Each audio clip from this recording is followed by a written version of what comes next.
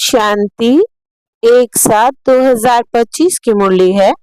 मुख्य रूप से बाबा ने कहा, बुद्धि में यही रहना चाहिए कि अभी हम जाते हैं वापस घर, फिर वहां से चक्र में आएंगे, धीरे धीरे सीढ़ी उतरेंगे, फिर बाप आएंगे चढ़ती कला में ले जाने। अभी तुम जानते हो, पहले हम सूर्यवंशी थे, फिर चंद्रवंशी बने। इसमें चित्रों की दरकार नहीं। आगे कहा, अपना टाइम सफल करने का अटेंशन रखना है, माया गफलत ना करा सके, इसके लिए महादानी बन बहुतों को रास्ता बताने में बिजी रहना है। अपनी ऊंची तकदीर बनाने के लिए धनी के नाम पर सब कुछ सफल करना है, रूहानी यूनिवर्सिटी खोलनी है। अब सुनते हैं महावाक्यों को विस्तार से। बाबा ने कहा, मीठे बच्चे, तुम्हारी बुद्धि में अभी सारे ज्ञान का सार है, इसलिए तुम्हें चित्रों की भी दरकार नहीं। तुम बाप को याद करो और दूसरों को कराओ। प्रश्न है, पिछाड़ी के समय तुम बच्चों की बुद्धि में कौन सा ज्ञान रहेगा? उत्तर, उस समय बुद्धि में यही रहेगा कि अभी हम जाते हैं वापस घर, फिर वहां से चक्र में आएंगे, धीरे धीरे सीढ़ी उतरेंगे, फिर बाप आएंगे चढ़ती कला में ले जाने। अभी तुम जानते हो, पहले हम सूर्यवंशी थे, फिर चंद्रवंशी बने। इसमें चित्रों की दरकार नहीं। ओम शांति। बच्चे, आत्म अभिमानी होकर बैठे हो। 84 का चक्र बुद्धि में है, अर्थात अपने वैरायटी जन्मों का ज्ञान है। विराट रूप का भी चित्र है ना, इसका ज्ञान भी बच्चों में है कि कैसे हम 84 जन्म लेते हैं। मूल वतन से पहले पहले देवी देवता धर्म में आते हैं। यह ज्ञान बुद्धि में है, इसमें चित्र की कोई दरकार नहीं। हमको कोई चित्र आदि याद नहीं करना है। अंत में याद सिर्फ यह रहेगा कि हम आत्मा है, मूल वतन की रहने वाली है, यहाँ हमारा पार्ट है। यह भूलना नहीं चाहिए। यह मनुष्य सृष्टि के चक्र की ही बातें हैं और बहुत सिंपल है। इसमें चित्रों की बिल्कुल दरकार नहीं, क्योंकि यह चित्र आदि सब है भक्ति मार्ग की चीजें। ज्ञान मार्ग में तो है पढ़ाई, पढ़ाई में चित्रों की दरकार नहीं। इन चित्रों को सिर्फ करेक्ट किया गया है।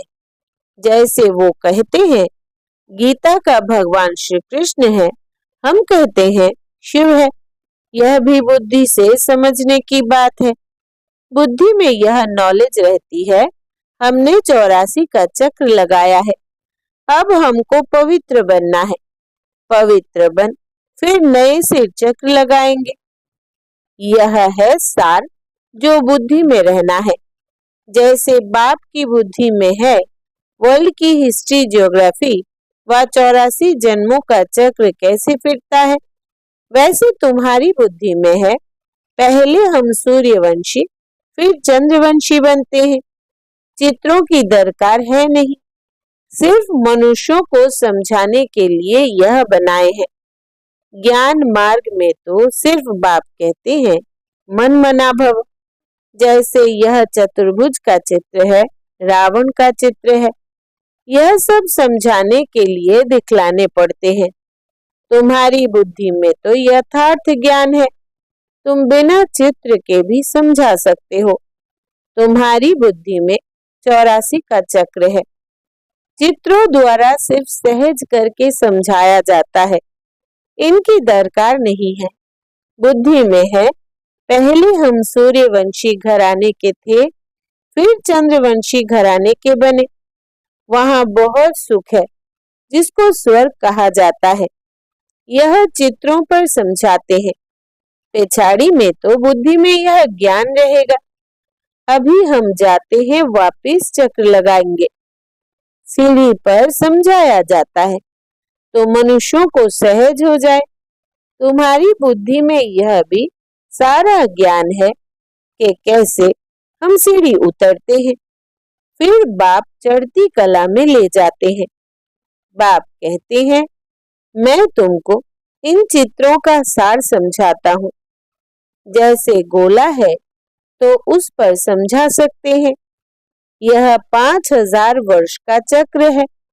अगर लाखों वर्ष होते तो संख्या कितनी बढ़ जाती। क्रिश्चियन का दिखाते हैं 2000 वर्ष। इसमें कितने मनुष्य होते हैं? 5000 वर्ष में कितने मनुष्य होते हैं? यह सारा हिसाब तुम बतलाते हो। सतयुग में पवित्र होने कारण थोड़े मनुष्य होते हैं। अभी तो कितने ढेर है। लाखों वर्ष की आयु होती तो संख्या भी अनगिनत हो जाए। क्रिश्चियन की भेंट में आदमशुमारी का हिसाब तो निकालते हैं ना। हिंदुओं की आदमशुमारी कम दिखाते हैं। क्रिश्चियन तो बहुत बन गए हैं। जो अच्छे समझदार बच्चे हैं बगैर चित्रों के भी समझा सकते हैं। विचार करो, इस समय कितने ढेर मनुष्य हैं। नई दुनिया में कितने थोड़े मनुष्य होंगे। अभी तो पुरानी दुनिया है जिसमें इतने मनुष्य है। फिर नई दुनिया कैसे स्थापन होती है? कौन स्थापन करते हैं? यह बाप ही समझाते हैं। वही ज्ञान का सागर है। तुम बच्चों को सिर्फ यह 84 का चक्र ही बुद्धि में रहना है। अभी हम नर्क से स्वर्ग में जाते हैं तो अंदर खुशी होगी ना। सतयुग में दुख की कोई बात होती नहीं। ऐसी कोई अप्राप्त वस्तु नहीं जिसकी प्राप्ति के लिए पुरुषार्थ करे। यहाँ पुरुषार्थ करना पड़ता है। यह मशीन चाहिए, यह चाहिए। वहाँ तो सब सुख मौजूद है। जैसे कोई महाराजा होता है तो उनके पास सब सुख मौजूद रहते हैं। गरीब के पास तो सब सुख मौजूद नहीं होते। परंतु यह तो है कलयुग, तो बीमारियां आदि सब कुछ है। अभी तुम पुरुषार्थ करते हो नई दुनिया में जाने के लिए। स्वर्ग नर्क यहाँ ही होता है। यह सूक्ष्म वतन की जो रमण गमन है, यह भी टाइम पास करने के लिए है। जब तक कर्मातीत अवस्था हो, टाइम पास करने के लिए यह खेल पाल है। कर्मातीत अवस्था आ जाएगी बस। तुमको यही याद रहेगा कि हम आत्मा ने अब 84 जन्म पूरे किए। अब हम जाते हैं घर। फिर आकर सतो प्रधान दुनिया में सतो प्रधान पाठ बजाएंगे। यह ज्ञान बुद्धि में लिया हुआ है। इसमें चित्रों आदि की दरकार नहीं। जैसे बैरिस्टर कितना पढ़ते हैं, बैरिस्टर बन गए। बस जो पाठ पढ़े वो खलास। रिजल्ट निकली प्रारब्ध की। तुम भी पढ़कर फिर जाए राजाई करेंगे। वहां नॉलेज की दरकार नहीं। इन चित्रों में भी रॉन्ग राइट क्या है, यह अभी तुम्हारी बुद्धि में है। बाप बैठ समझाते हैं।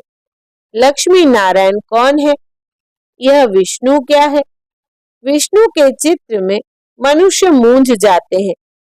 बगैर समझ के पूजा भी जैसे फालतू हो जाती है। समझते कुछ भी नहीं। जैसे विष्णु को नहीं समझते हैं, लक्ष्मी नारायण को भी नहीं समझते। ब्रह्मा विष्णु शंकर को भी नहीं समझते। ब्रह्मा तो यहाँ है। यह पवित्र वन शरीर छोड़ चले जाएंगे। इस पुरानी दुनिया से वैराग्य है। यहाँ का कर्म बंधन दुख देने वाला है। अब बाप कहते हैं, अपने घर चलो। वहां दुख का नाम निशान नहीं होगा। पहले तुम अपने घर में थे, फिर राजधानी में आए। अब बाप फिर आए हैं पावन बनाने। इस समय मनुष्यों का खान पान आदि कितना गंदा है। क्या क्या चीजें खाते रहते हैं। वहां देवताएं ऐसी गंदी चीजें थोड़ी ही खाते हैं। भक्ति मार्ग देखो कैसा है। मनुष्यों की भी बलि चढ़ती है। बाप कहते हैं, यह भी ड्रामा बना हुआ है। पुरानी दुनिया से फिर नई जरूर बननी है। अभी तुम जानते हो हम सतो प्रधान बन रहे हैं। यह तो बुद्धि समझती है ना। इसमें तो चित्र ना हो तो और ही अच्छा। नहीं तो मनुष्य बहुत ही प्रश्न पूछते हैं। बाप ने 84 जन्मों का चक्र समझाया है। हम ऐसे सूर्यवंशी, चंद्रवंशी, वैश्यवंशी बनते हैं, इतने जन्म लेते हैं। यह बुद्धि में रखना होता है। तुम बच्चे सूक्ष्म वतन का राज भी समझते हो। ध्यान में सूक्ष्म वतन में जाते हो, परंतु इसमें ना योग है ना ज्ञान है। यह सिर्फ एक रस्म है।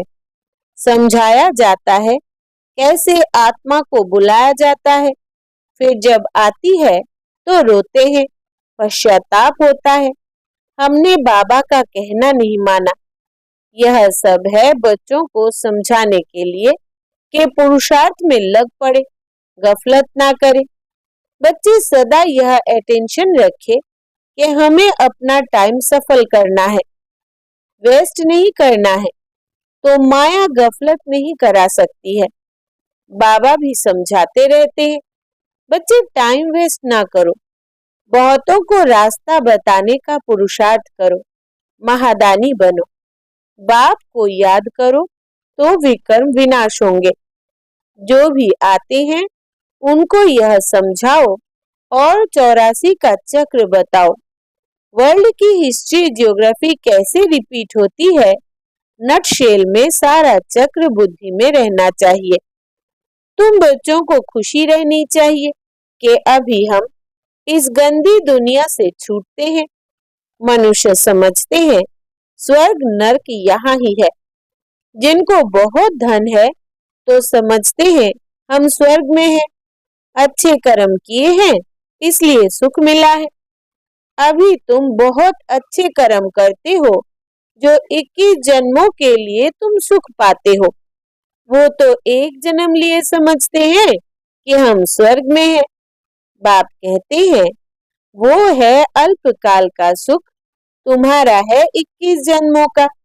जिसके लिए बाप कहते हैं सभी को रास्ता बताते जाओ। बाप की याद से ही निरोगी बनेंगे और स्वर्ग के मालिक बन जाएंगे। स्वर्ग में है राजाई, उनको भी याद करो। राजाई थी, अभी नहीं है, भारत की ही बात है। बाकी तो है बाई प्लॉट्स, पिछाड़ी में सब चले जाएंगे। फिर हम आएंगे नई दुनिया में। अब इस समझाने में चित्रों की दरकार थोड़ी ही है। यह सिर्फ समझाने के लिए मूल वतन, सूक्ष्म वतन दिखाते हैं। समझाया जाता है बाकी यह तो भक्ति मार्ग वालों ने चित्र आदि बनाए हैं, तो हमको भी फिर करेक्ट कर बनाने पड़ते हैं। नहीं तो कहेंगे तुम तो नास्तिक हो, इसलिए करेक्ट कर बनाए हैं। ब्रह्मा द्वारा स्थापना, शंकर द्वारा विनाश। वास्तव में यह भी ड्रामा में नोंद है, कोई कुछ करता थोड़ी ही है। साइंसदान भी अपनी बुद्धि से यह सब बनाते हैं। भल कितना भी कोई कहे कि बम्स ना बनाओ, परंतु जिनके पास ढेर है वो समुद्र में डाले तो फिर दूसरा कोई ना बनाए। वो रखे हैं तो जरूर और भी बनाएंगे। अभी तुम बच्चे जानते हो सृष्टि का विनाश तो जरूर होना ही है, लड़ाई भी जरूर लगनी है। विनाश होता है फिर तुम अपना राज्य लेते हो। अब बाप कहते हैं बच्चे सबका कल्याणकारी बनो। बच्चों को अपनी ऊंच तकदीर बनाने के लिए बाप श्रीमत देते हैं। मीठे बच्चे अपना सब कुछ धनी के नाम पर सफल कर लो। किनकी दबी रहेगी धूल में, किनकी राजा खाए। धनी अर्थात बाप खुद कहते हैं बच्चे इसमें खर्च करो, यह रूहानी हॉस्पिटल, यूनिवर्सिटी खोलो तो बहुतों का कल्याण हो जाएगा। धनी के नाम तुम खर्चते हो, इसके लिए 21 जन्मों के लिए तुमको रिटर्न में मिलता है। यह दुनिया ही खत्म होनी है, इसलिए धनी के नाम जितना हो सके सफल करो। धनी शिव बाबा है ना। भक्ति मार्ग में भी धनी के नाम करते थे, अभी तो है डायरेक्ट धनी के नाम।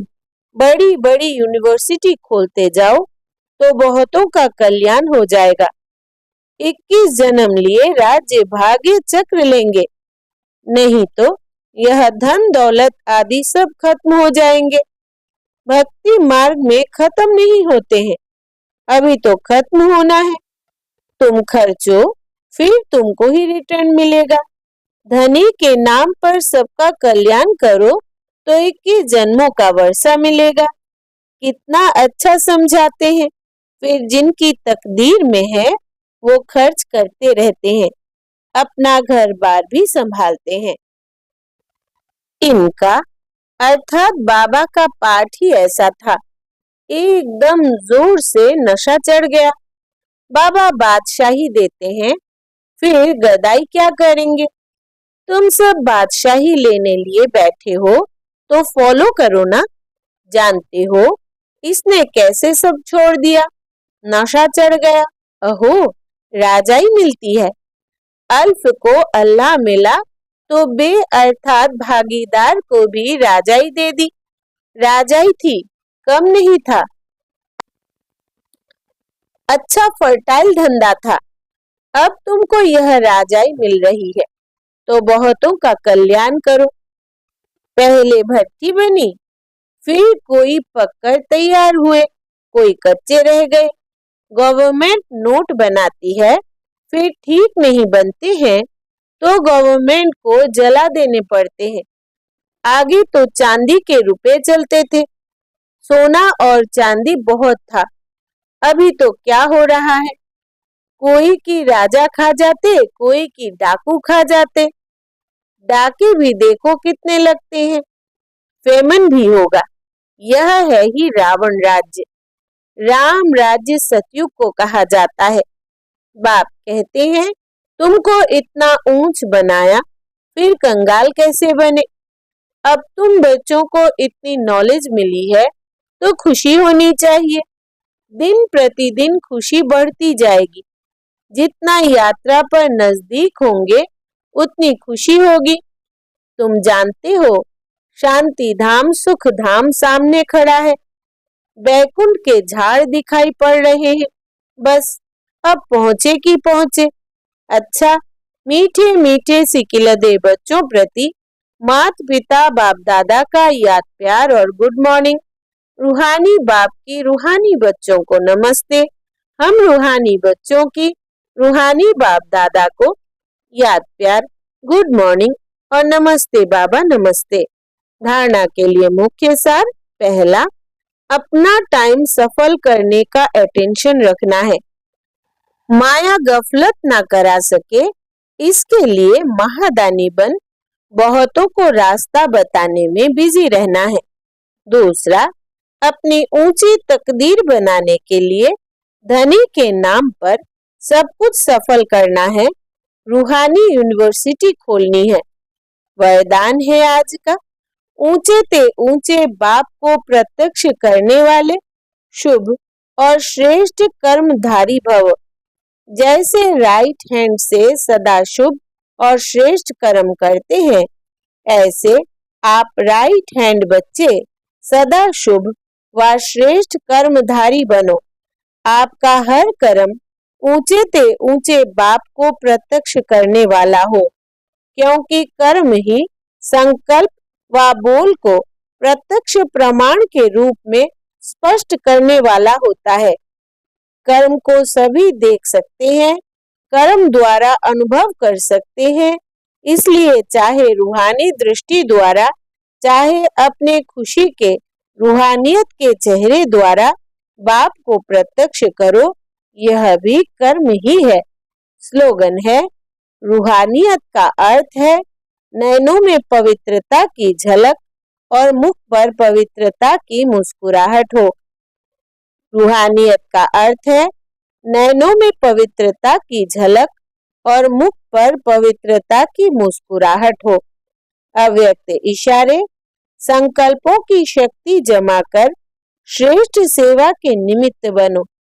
जैसे आजकल सूर्य की शक्ति जमा कर कोई कार्य सफल करते हैं, ऐसे आप संकल्प की शक्ति जमा करो तो औरों में भी बल भर सकते हो, अनेक कार्य सफल कर सकते हो। जो हिम्मतहीन है उन्हें वाणी के साथ साथ श्रेष्ठ संकल्प की सूक्ष्म शक्ति से हिम्मतवान बनाना, यही वर्तमान समय की आवश्यकता है। अच्छा, ओम शांति।